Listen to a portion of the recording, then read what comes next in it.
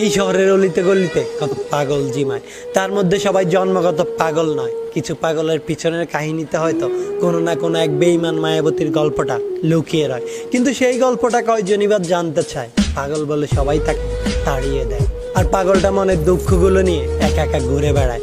পাগলটাও হয়তো তার গল্পটা সবাইকে বলতে চায়, কিন্তু সেই গল্পটা শোনার মতো সময় হয়তো কারো নেই।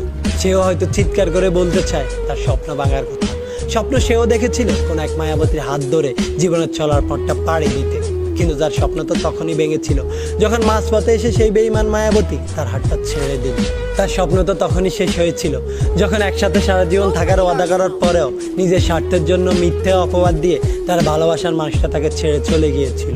পাগলটা সব সময়ই পাগল ছিল, তখন হয়তো ভালোবাসার জন্য পাগল ছিল, আর এখন ভালোবাসা হারিয়ে পাগল। ভালোবাসা সত্যি এক আজব জিনিস। চাইলে একটা অসুস্থ মানুষকে ভালোবেসে সুস্থ করে তোলা যায়, আবার চাইলেই ভালোবাসার নামে মিথ্যে অভিনয় করে একটা সুস্থ মানুষকে পাগল বানিয়ে দেওয়া যায়। তাই তো এই শহরে ভালোবাসা নামে মিথ্যে অভিনয়ের বেড়ে কত নিষ্পাপ প্রাণ প্রতিনিয়ত কাঁদে। তাই তো এই শহরে অভিনয় মুক্ত হোক ভালোবাসা, না হয় নিষিদ্ধ হোক অকারণে ছেড়ে চলে যাওয়া, তাহলে হয়তো বেঁচে যাবে।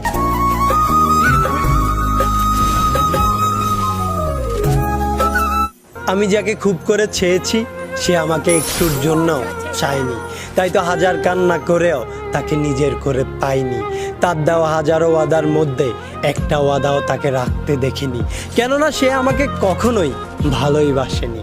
আজ পরিস্থিতির দোহাই দিয়ে যেই মানুষটা ছেড়ে গিয়েছে, একদিন সেই মানুষটাই আমাকে বলেছিল যত কঠিন পরিস্থিতি হোক না কেন সে আমার হাতটা কখনো ছেড়ে দিবে না।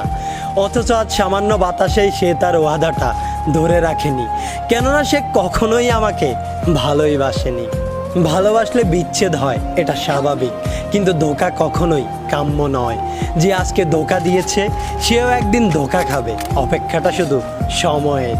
আমাকে কাঁদিয়ে যেই মানুষটা সুখী হতে চেয়েছে, উপরওয়ালা হয়তো একদিন তাকে আমার চাইতেও বেশি কাঁদাবে, কেননা রিভেঞ্জ অফ নেচার বলে একটা শব্দ আছে। আমি তাকে কখনো অভিশাপ দেইনি, কিন্তু আমার এক একটা দীর্ঘশ্বাস তাকে হয়তো ক্ষমাও করেনি। আমি তাকে যতটা চেয়েছিলাম তার অর্ধেকটাও সে আমাকে চায়নি, তাই তো দিন শেষে সেই মানুষটা আমার হয়নি।